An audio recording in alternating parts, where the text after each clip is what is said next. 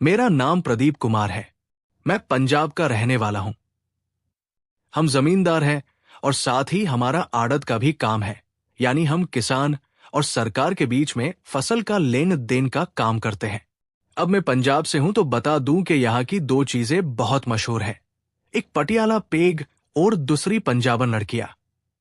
हमारा किसानों के साथ आना जाना लगा रहता है, तो किसी ना किसी जट्टी के साथ भी बात बन जाती है। आज ऐसी ही कहानी लेकर आया हूं। तो कहानी आरंभ करते हैं। पंजाब में हमारी जमींदारी के गांव सोन गांव में सलजीत रहता था। उसकी उम्र 70 साल थी। सलजीत की बीवी का नाम कुलप्रीत है, उम्र 65 साल। सलजीत और कुलप्रीत दोनों बूढ़े होने के कारण ज्यादा काम नहीं कर पाते थे, इसलिए घर और खेत के काम की जिम्मेवारी उनके बेटे और बहू पर है। इनके बेटे का नाम दिलशान है, जिसकी उम्र 27 साल है। दिलशान की पत्नी का नाम शर्बी, उम्र 24 साल है। सब उसे सरबी कहते हैं। सरबी और दिलशान के ब्याह को 2 साल हो गए थे, लेकिन कोई औलाद नहीं थी, इसलिए सरबी दिलशान से लड़ती रहती थी। दिलशान खेती के काम में जितना ताकतवर था, हिसाब में उतना ही कमजोर, इसलिए फसल और घर का सारा हिसाब उसकी पत्नी ही करती थी। दिलशान अपनी फसल शहर के सेठ बनवारी लाल के पास बेचता है। बनवारी लाल की उम्र 45 साल है और गठिला बदन जवान लड़कों को मात देता है। फसल का हिसाब करने दिलशान और सरबी दोनों आते हैं। पिछले 1 साल से बनवारी सरबी को देखता आ रहा है। वो बातों बातों में सरबी को चिढ़ाता रहता था। बनवारी लाल ने दिलशान से 5 लाख रुपए लेने थे, जिन पर हर साल ब्याज लग जाता था। इस बार दिलशान गेहूं की फसल का हिसाब करने लाला जी के पास आया था। ले भाई दिलशान, तेरी पूरी फसल का हिसाब काट के मेरे 5 लाख रुपए बढ़ गए तुम पर। लाले ने अपना बही खाता देखकर बोला। दिलशान, लेकिन लाला जी, धान की फसल के वक्त भी तो आपने यही कहा था, क्या अब भी उसमें से कुछ कम नहीं हुआ? अरे ब्याज भी तो लगता है दिलशान, और फिर 1.5 लाख तू और ले गया था मुझसे धान की फसल के बाद। लाले ने कहा, हाँ सेठ जी, मगर कुछ तो कम होता होगा ना, 2 साल से 5 लाख ही खड़ा है। दिलशान ने जवाब दिया। देख भाई, मेरा दिमाग मत चाट, हिसाब करना तो तू में आता नहीं। ऐसा कर, अपनी बीवी को ले आइयो, कल उसे समझा दूंगा मैं। लाले ने 2 टुक सुना दी। दिलशान निराश होकर घर लौटा। दिलशान को आता देख सरबी में पानी का गिलास देते हुए पूछा, कितना रह गया सेठ जी का? अरे कितना क्या, 5 का 5 ही खड़ा है अभी भी। दिलशान ने निराश होकर बोला। लेकिन कुछ तो कम होगा ना, आखिर धान की फसल में से भी कटवाया था कुछ करज। सरबी बोली, हमारी तो कुछ समझ में नहीं आया। सेठ जी ने बोले कि तुम्हें साथ लेके आओ तो वो हिसाब करे। दिलशान ने बोला, हाँ तो हम चले जाएंगे कल।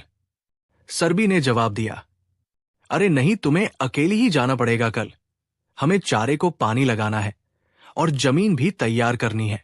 दिलशान ने कहा, कोई बात नहीं, मैं चली जाऊंगी। सरबी ने जवाब दिया और खाना बनने चली गई। दूसरे दिन दिलशान रोटी खाकर खेत चला गया और सरबी तैयार होकर शहर चली गई। बनवारी लाल की दुकान पर जाकर सरबी ने लालाजी को राम राम बुलाई। आवाज सुनकर जैसे ही सेठ ने आंखें ऊपर उठाई तो सामने सरबी खड़ी थी। जट्टी को देखकर लाला के मुंह से लार टपकने लगी। अरे राम राम सरबी, वो कटों खड़ी हो, यहां अंदर आकर बैठो। लाला बोला। सरबी अंदर जाकर चटाई पर बैठ गई। और बताओ सरबी, सब ठीक? कैसे आना हुआ आज? सेठ जी, आपने कल दिलशान को बोला था ना, हिसाब के लिए तो आई हूं मैं। सरबी ने जवाब दिया। अरे हाँ, मैं तो भूल ही गया था। सेठ ने अपना बही खाता निकालते हुए जवाब दिया। हाँ तो सरबी, 5 लाख रुपए बाकी है अभी इस फसल के बाद भी। सरबी, लेकिन सेठ जी, धान की फसल के बाद भी आपने यही बोला था, कुछ कम नहीं हुआ क्या? तो ब्याज भी तो लगाना। अब देखो, 5 लाख तो एक के हिसाब से 60,000 का तो ब्याज बन गया, और 1.5 लाख फिर लिया तुमने, तो कुल 2,10,000 हुए, और फसल हुई 2 लाख। अब 10,000 तो फिर भी लिहाज से छोड़ रहा हूं। लाले ने सरबी को देखते हुए कहा।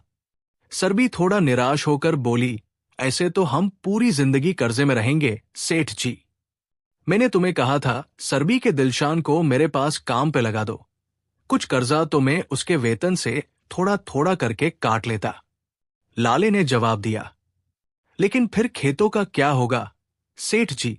उसके अलावा हमारे पास कुछ है भी तो नहीं। सरबी निराश होकर बोली। है तो तुम्हारे पास बहुत कुछ सरबी। लाला सरबी को देखते हुए बोला। कुछ कहा सेठ जी आपने? सरबी बोली, अरे मैं तो कह रहा था कि अब भी सोच लो और दिलशान को यहां काम पे लगा दो, और साथ तुम्हें भी मैं कोई काम दिलवा देता हूं। रही बात खेतों की तो उन्हें आगे ठेके पर दे दो। बनवारी लाला बोला, बात तो आपकी सही है सेठ जी, मैं सोचूंगी सेठ जी इस बारे में। सरबी ने जवाब दिया। हाँ जरूर सोचो सरबी। अरे भाई दोनों मिलकर 20,000 तो महीने का कमा ही लोगे, उसमें से थोड़े थोड़े कटवाते रहना। सेठ बोला। हाँ सेठ जी मैं इस बारे में दिलशान से बात करूंगी। अच्छा सेठ जी मैं चलती हूं। सरबी इतना कहकर जाने लगी।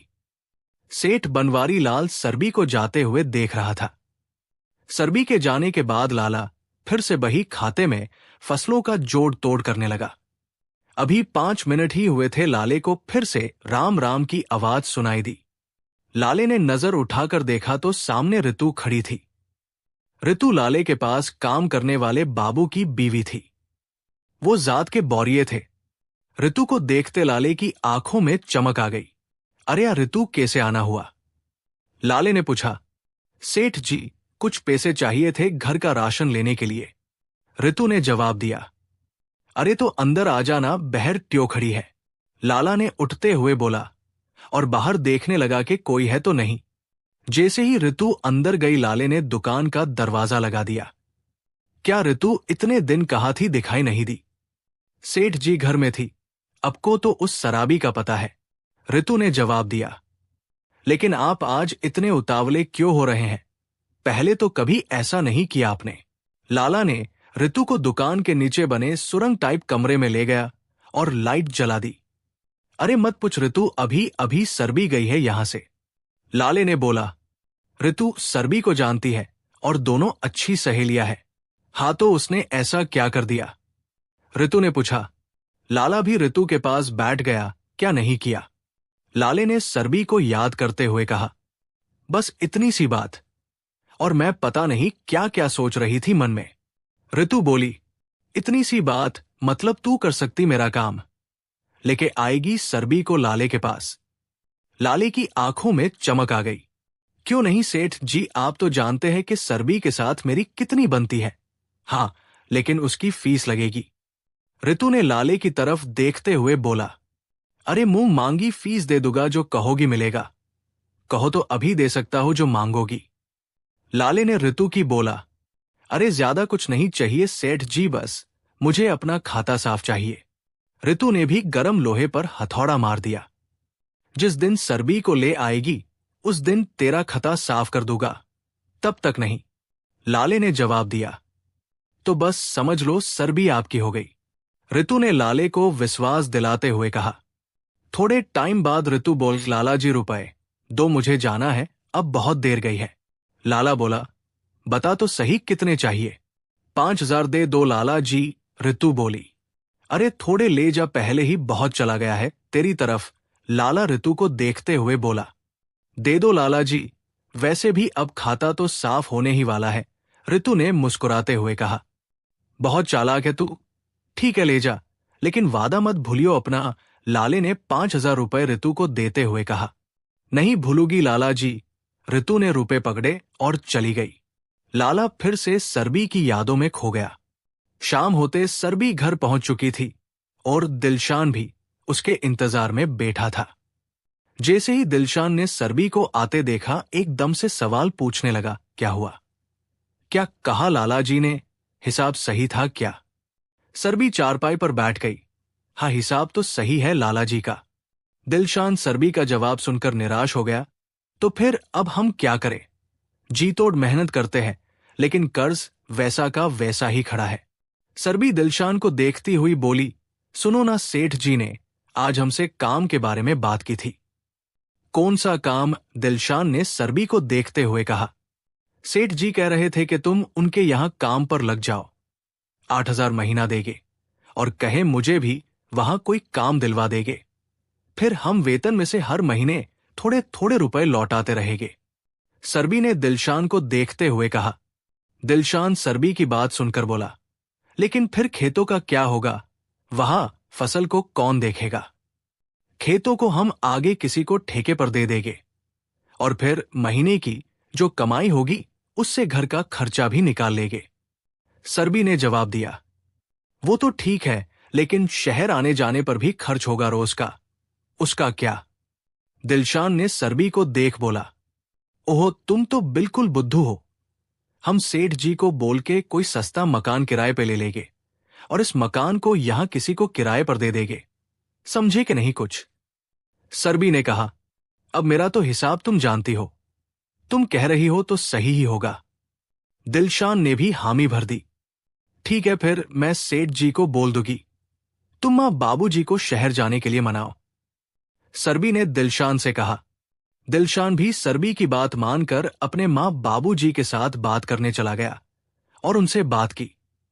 सरबी के सास ससुर ने सरबी से भी बात की तो सरबी ने उन्हें अच्छे से समझाया तो वो शहर जाने के लिए राजी हो गए। सरबी ने शहर सेठ जी के पास जाने की बजाय उन्हें फोन लगाया। ट्रिंग ट्रिंग, हेलो हाजी कौन? सेठ बनवारी लाल ने फोन उठाते हुए पूछा। हां सेठ जी, मैं सरबी बोल रही हूं। सरबी ने आगे से जवाब दिया। नाम सुनते ही सेठ उछल पड़ा, अरे सरबी, बोलो कैसे याद किया? सेठ ने पूछा। सेठ जी, आप उस दिन बोले थे ना कि दिलशान को अपने पास काम पे रखोगे और मुझे भी कोई काम दिलवा दोगे। सरबी ने सेठ को जवाब दिया। हां भाई, बोला तो था, तो क्या राय बनाई फिर तुमने? सेठ ने उत्सुकता से पूछा। जी हम तैयार है काम करने के लिए, और सेठ जी एक सस्ता मकान भी किराए पर दिलवा दीजिएगा, आने जाने का खर्चा नहीं होगा फिर, सरबी ने सेठ को बोला। सेठ सरबी का जवाब सुनकर उछल पड़ा। अरे हां भाई, क्यों नहीं, काम मैंने ढूंढ रखा है और मकान भी एक आध दिन में देख लूंगा। तुम बताओ कब आ रहे हो तुम लोग? सेठ ने पूछा। बस सेठ जी, जमीन ठेके पर दे दी है और मकान भी हमने किराए के लिए बात कर ली है, तो हफ्ते भर में आ जाएंगे हम। हाँ तो कोई बात नहीं, फिर तब तक मैं यहां तुम लोगों के लिए मकान देख लेता हूं, सेठ ने जवाब दिया। ठीक है सेठ जी। सरबी ने फोने काट दिया। सरबी से उसके आने की खबर सुन सेठ खुशी से पागल हो रहा था। उसने उसी वक्त ऋतु को फोन लगाया। हेलो राम राम सेठ जी, ऋतु ने फोन उठाते हुए कहा। राम राम मेरी जान, क्या कर रही थी? सेठ ने पूछा। कुछ नहीं सेठ जी, बस घर का काम निपटा रही थी, ऋतु ने जवाब दिया। बनवारी लाल सुन जान, तेरी सहेली आ रही है शहर और उसे मकान चाहिए किराए पर। ऋतु, कौन सेठ जी, किसकी बात कर रहे हो आप? बनवारी लाल, अरे वो सरबी है ना, वो आ रही है, मैंने उसे और उसके घरवाले को यहां काम करने के लिए कहा था। ऋतु, अच्छा सेठ जी, कब आ रहे हैं वो यहां? बनवारी लाल, एक हफ्ते में आने का बोल रही थी। ऐसा कर, तेरे बगल में वो मकान है हरिया का। ऋतु, हां सेठ जी, लेकिन हरिया तो मकान बेच रहा है। बनवारी लाल, उसे बोल मुझे वो मकान चाहिए, 2 लाख दूंगा, मेरे पास भेज देना हरिया को। ऋतु, ठीक है सेठ जी, मैं हरिया को आपके पास भेज दूंगी। बनवारी लाल, और तू कब आएगी? अकेली मत आना इस बार। ऋतु, हां सेठ जी, समझ रही हूं आप क्या बोल रहे हो। ऋतु ने मुस्कुराते हुए जवाब दिया और फोन काट दिया। बनवारी लाल ने हरिया से मकान खरीदा और उसकी मरम्मत करवा दी। सोमवार के दिन सरबी और दिलशान सेठ बनवारी लाल के पास आए। राम राम सेठ जी। दिलशान ने बनवारी लाल की नमस्कार की। सेठ ने ऊपर दिलशान और सरबी को देखा। अरे आओ दिलशान, आ जाओ अंदर। दिलशान और सरबी अंदर जाकर चटाई पर बैठ के। सेठ जी, वो आपने सरबी को काम के लिए कहा था ना? दिलशान बोला। हाँ मुझे याद है दिलशान, देख तू मेरे यहां काम कर ले, महीने का 8,000 दे दूंगा, लेकिन काम मजदूरों वाला है। बनवारी लाल ने कहा। कोई बात नहीं सेठ जी, खेतों में भी तो काम करते ही है, यहां आपके पास भी कर लेंगे, दिलशान ने जवाब दिया। और सरबी के लिए कोई काम है क्या सेठ जी? अरे है ना भाई, सरबी मेरा एक अस्पताल है जिसमें मुझे सफाई करने और चाय पानी के लिए लेडी चाहिए। 10,000 महीना का दूंगा अगर तुम्हें मंजूर हो तो। बनवारी लाल सरबी को देखते हुए बोला, ठीक है सेठ जी, मैं कर लूंगी, आप अस्पताल का पता बता दीजिएगा मुझे, सरबी ने जवाब दिया। अरे भाई पता क्या बताना, वो सामने रहा अस्पताल, सेठ ने इशारा करते हुए कहा। दरअसल सेठ सरबी को अपनी आंखों के सामने ही रखना चाहता था, इसलिए उसने सरबी को अपने अस्पताल में ही काम पर रख लिया। और सेठ जी, वो मैंने आपसे किराए के लिए मकान का भी बोला था, तो कोई बंदोबस्त हुआ? सरबी ने पूछा। हाँ मकान भी है, ऋतु को जानती हो ना तुम, उसके घर के बगल में मेरा मकान खाली पड़ा है, तुम उसमें रह लेना और जो किराया बनेगा देते रहना, सेठ ने बोला। ऋतु, हाँ सेठ जी, उसे तो मैं अच्छे से जानती हूं, आप उसे बुला दो, हम आज मकान देख लेते हैं और कल तक अपना सामान ले आएंगे, सरबी ने जवाब दिया। वो खुश थी कि उसे उसकी सहेली के साथ में ही मकान मिल गया। हाँ मैं बुलाता हूं उसे, सेठ ने कहा और ऋतु को फोन मिलाकर उसे आने के लिए बोला। 5 मिनट में ऋतु वहां आ गई। सेठ जी बुलाया आपने। हाँ ऋतु, ये सरबी को अपने साथ ले जाओ और मकान दिखा दो, सेठ बोला। सरबी को देख ऋतु खुश होते हुए थोड़ा अनजान बनते हुए बोली, अरे सरबी तुम कब आई, फोन करके बताया भी नहीं, और मकान क्यों चाहिए?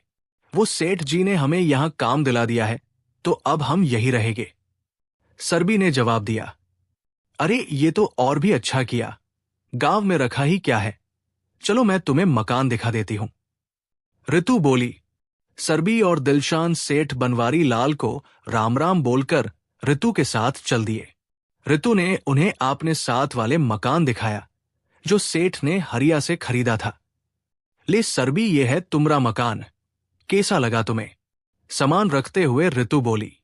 सरबी मकान को देखकर बोली, अच्छा है ऋतु, मकान तो सेठ जी का है ना? हाँ उन्हीं का है सरबी, बड़े दिल वाले हैं सेठ जी, अपनापन देखे है हर किसी में, ऋतु बोली। और ये साथ में मेरा घर है, कोई जरूरत हो तो बताना। हाँ जरूर ऋतु, मैं तो तुम्हें ही जानती हूं, इस शहर में तो तुम्हें ही बुलोगी, सरबी बोली। हाँ क्यों नहीं सरबी, जब भी जरूरत हो तो आवाज लगा देना। अच्छा अब मैं चलती हूं, ऋतु बोली और घर चली गई। दिलशान और सरबी मकान देखने लगे और अपना सामान रखने लगे। दूसरे दिन गांव जाकर वो मां बाबूजी को भी ले आए और शहर में रहने लगे। कहानी जारी रहेगी।